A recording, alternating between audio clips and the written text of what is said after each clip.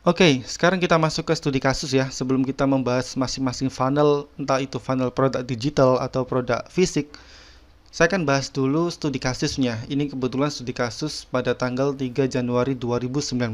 Jadi ini masih anget ya.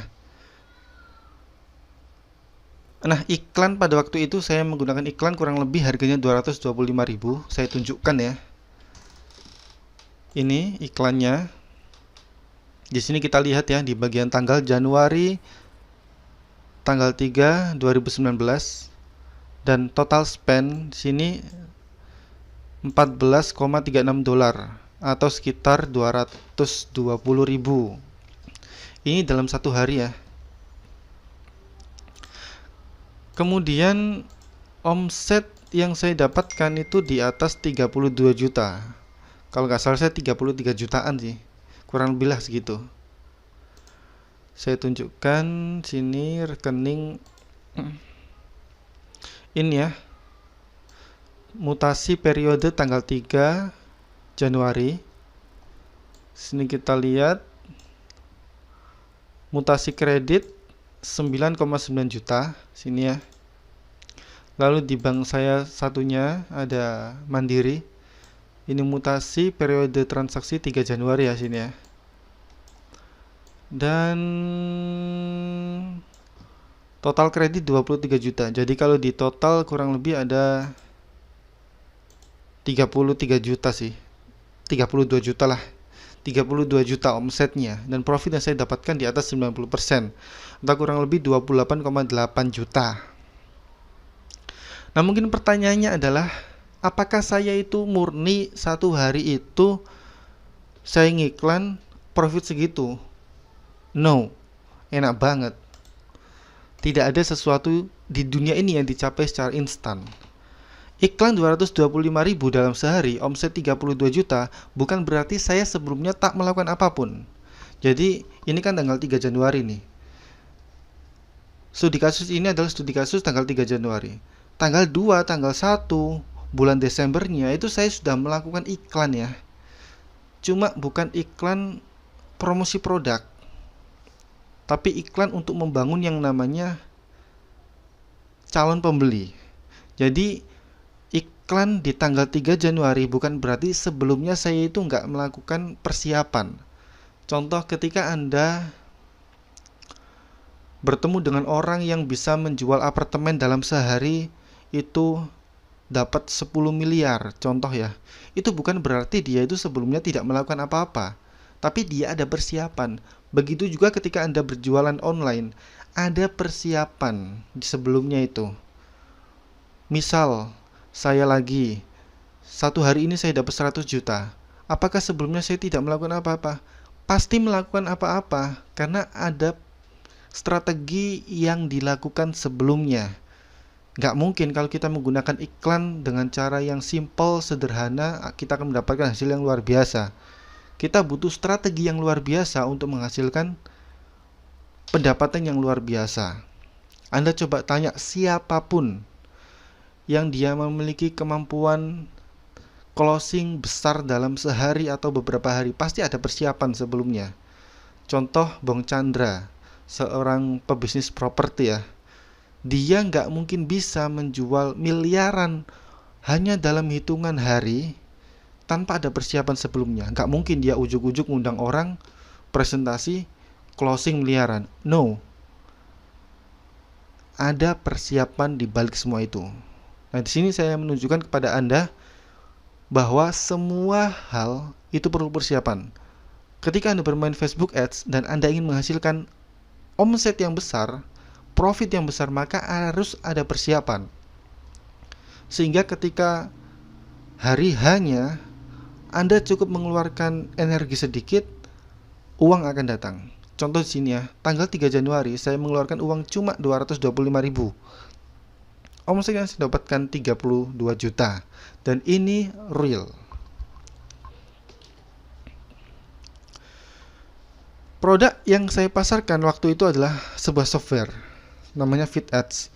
Software ini fungsinya untuk membuat video animasi dengan mudah. Nah, mungkin pertanyaannya, kalau produk fisik gimana? Bisa.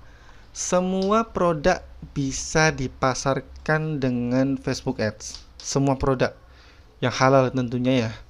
Kalau masalah haram nggak usah dibahas di Facebook Ads. Secara transaksi aja udah nggak diperbolehkan ya dalam agama. Saya nggak bahas yang haram, tapi yang halal. Semua produk bisa dipasarkan melalui Facebook Ads. Dan ketika produk itu dipasarkan dengan Facebook Ads yang terencana, maka omset besar siap Anda raih. Saya nggak bicara tentang Facebook Ads ngiklan cuma sekedar iklan, no. Anda masuk jagoan Facebook Ads ini adalah untuk mempelajari strategi. Nah, strategi yang luar biasa menghasilkan omset yang luar biasa. Oke, catat ya poin pertama. Poin pertama itu yang tadi,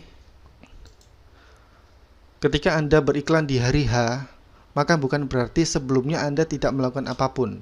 Poin pertama. Poin yang kedua di studi kasus ini, produk yang saya pasarkan adalah software. Poin yang ketiga adalah, produk fisik pun bisa. Semua produk bisa dipasarkan menggunakan Facebook Ads. Jadi kalau ada yang tanya, halah ini studi kasusnya software nih. Hey, semua produk itu bisa dipasarkan. Semua produk bisa diiklankan. Kalau kamu mengiklankan produk dan itu nggak laku, bukan salah produknya, tapi salahmu sendiri. Karena memang nggak paham strateginya.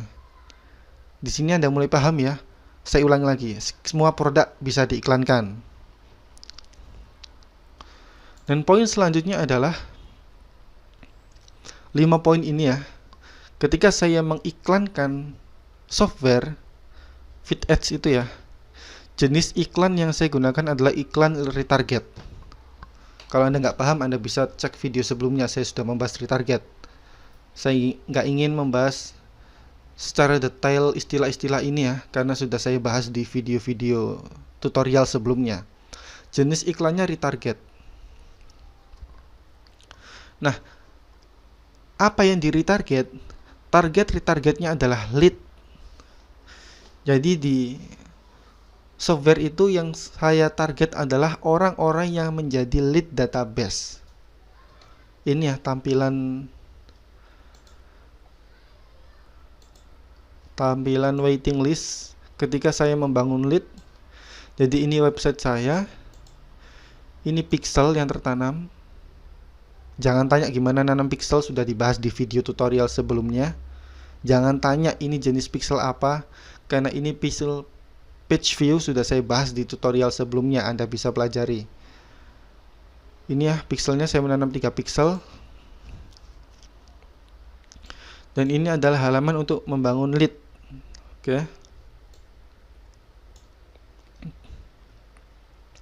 Dan saya ketika rilis produk software mengiklankan ke orang-orang yang telah memasukkan nama panggilan dan email di sini.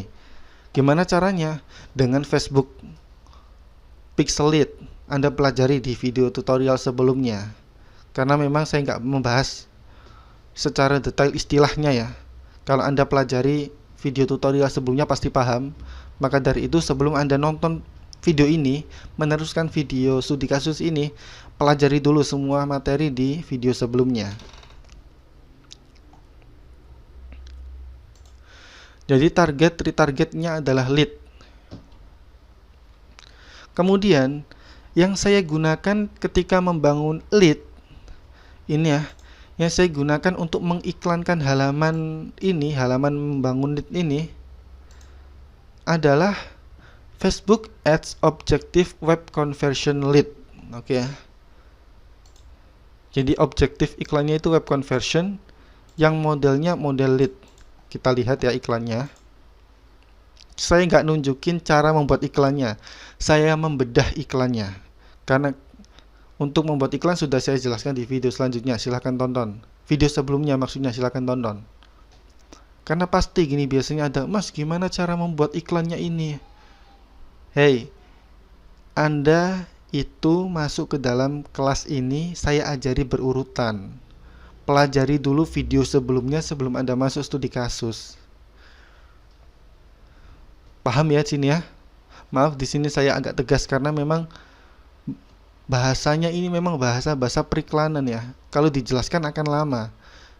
Karena memang sudah dijelaskan di video-video sebelumnya. Anda bisa tonton. Ini ya. Jadi ini contohnya, sini kita klik edit untuk melihat iklannya.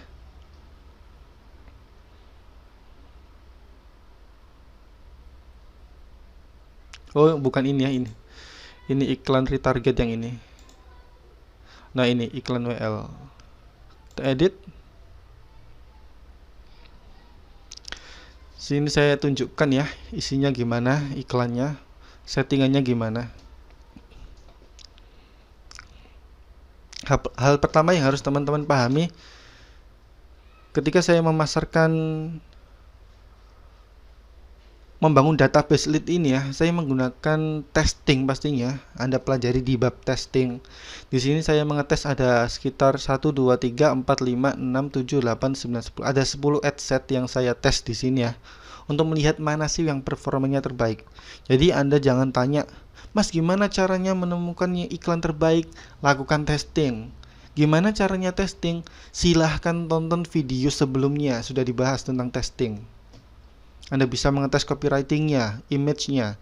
Anda bisa memperlebar audiensnya, udah dibahas. Nah, di sini ya, kita cek pada bagian awal. Objective conversion, sini ya. Objektif yang saya pilih conversion. Jangan tanya gimana cara men-setting objective conversion. Cek di video sebelumnya, sudah dibahas objektif iklan. Kemudian pada bagian ad set, di bagian conversion event, di sini ya, saya pilih model lead. Jadi ini kita bisa setting add to chart atau yang lainnya, lead. Dipilih yang lead ya. Facebook Ads Objective Web Conversion, conversion ya, objektifnya conversion dan eventnya event lead.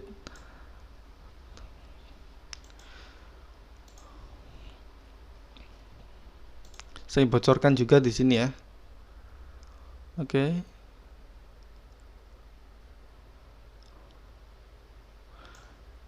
Di sini saya menggunakan exclude ya.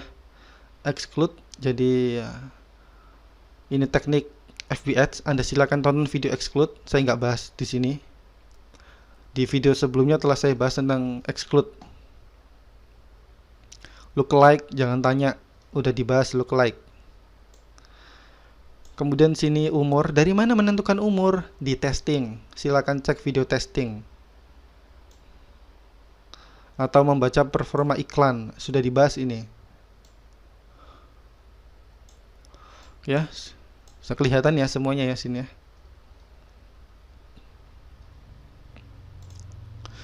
Kemudian wadah lead. Oke, di sini kita membahas ya. Wadah lead itu tempat menyimpan lead database. Orang-orang yang telah memasukkan email, orang-orang yang telah mengunjungi website. Di sini saya membangun 3 wadah. Jadi mungkin ini yang membedakan antara saya dengan pemasar lainnya. Saya membuat 3 wadah. Yang pertama wadah pixel, yang kedua autoresponder, yang ketiga WhatsApp. Jadi ketika saya beriklan di Facebook, saya itu mengumpulkan 3 lead, 3 tempat lead database.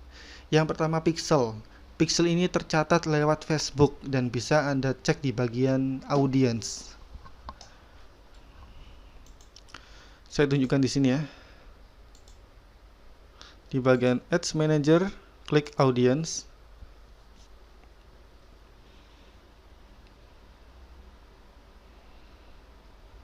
Ini saya bongkar ya. Ini saya bongkar total ini halaman periklanan saya ini. Saya tunjukkan dalamannya.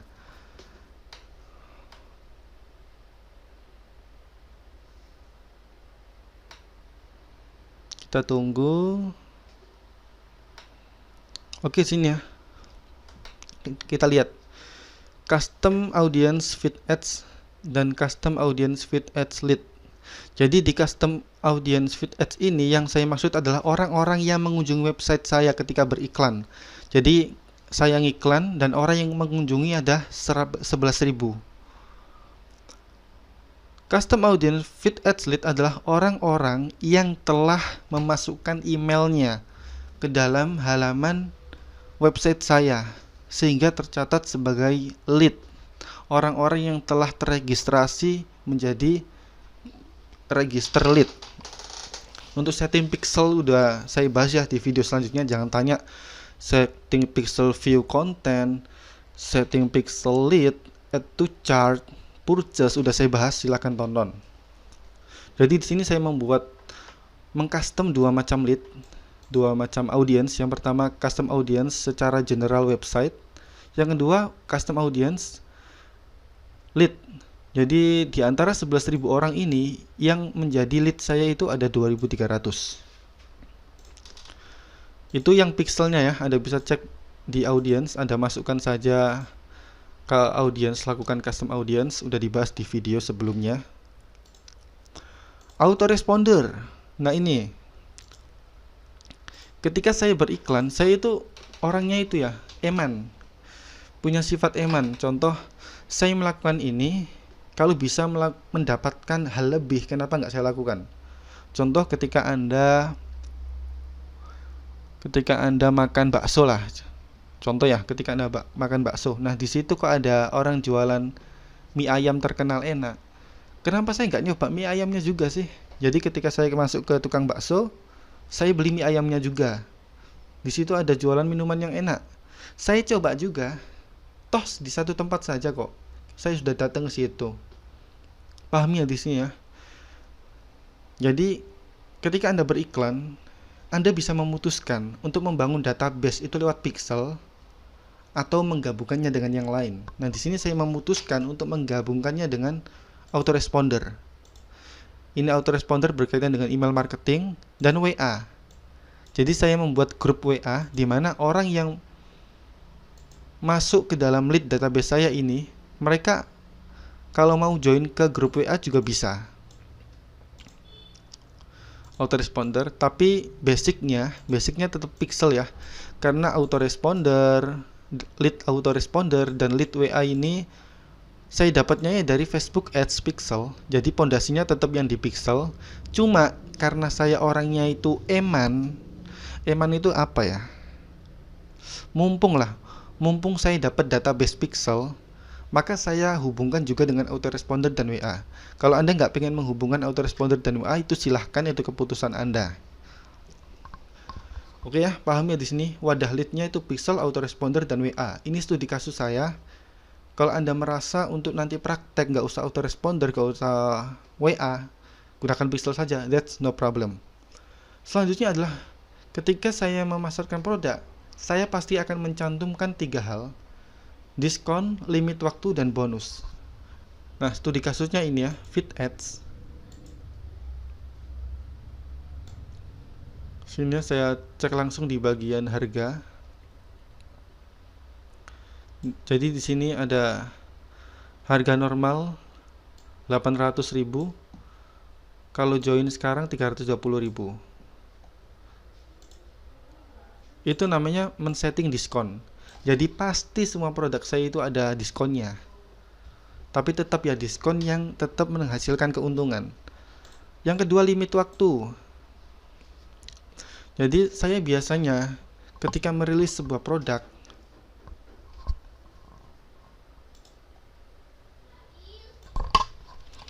nah sekali lagi barusan ada tamu nih. Setiap produk yang saya jual itu biasanya saya beri limit waktu. Contoh, produk ini hanya dibuka selama 7 hari pendaftaran. Contoh, mungkin Anda berjualan produk kosmetik.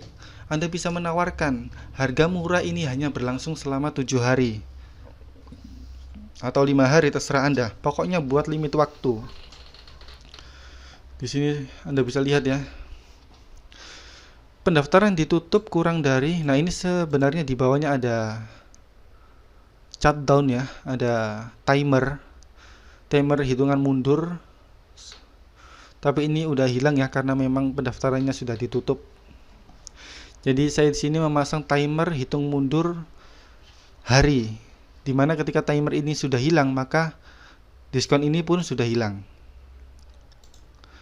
Ketiga, bonus. Orang suka bonus, jadi ketika Anda menjual apapun usahakan Anda menawarkan juga bonusnya. Di sini saya menawarkan ada sekitar 12 bonus ya, ini ya. Bonus spesial jika Anda join hari ini. Nah, tujuan dari adanya diskon, limit waktu, dan bonus adalah untuk mempercepat action. Kebiasaan manusia itu suka menunda. Jadi ketika Anda ingin mempercepat closing, mempercepat sales Anda, maka Anda digunakan 3 teknik ini.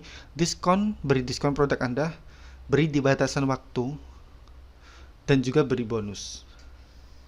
Nah, itulah strategi yang saya gunakan ketika mendapatkan produk iklan 225.000 hanya dalam sehari dan mendapatkan profit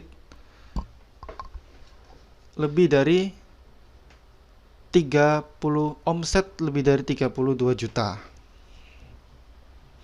Tentu ketika Anda menggunakan wadah lead, semakin besar leadnya ya, semakin banyak wadah leadnya yang berhasil Anda kumpulkan, maka akan semakin bagus. Di sini saya mengumpulkan 3 wadah lead. Jadi ketika produk ini saya rilis, yang saya pasarkan utamanya pasti pixel, pasti Facebook Ads. Kenapa? Karena itu yang paling besar tercatat leadnya. Karena saya iklan di Facebook, pasti yang di Facebook yang lebih besar. Yang kedua, saya juga bisa menginfokan rilis di autoresponder atau email marketing. Yang ketiga, saya juga bisa menginfokan ke WhatsApp group. Jadi karena di sini saya memasukkan ke 3 wadah, maka saya mempromosikan di hari itu pula 3 wadah ini. Kalau Anda mungkin bisa membangun line group atau grup Line ya, aplikasi Line. Saya nggak paham tentang Line. Anda juga bisa mencantumkannya nanti ketika Anda membangun database. Mungkin Anda jago bermain Telegram, juga bisa. Instagram, that's no problem. Semakin banyak wadah yang Anda bisa kumpulkan, maka ketika tanggal rilisnya, ketika Anda mulai berjualannya, maka produk Anda akan langsung diserbu. Nah, alhamdulillah ketika waktu itu saya rilis dalam sehari itu ada lebih dari 100 sales ya, 120-an kalau nggak salah, dan menghasilkan profit yang alhamdulillah luar biasa. So, itu studi kasus saya review ulang ya. Ketika Anda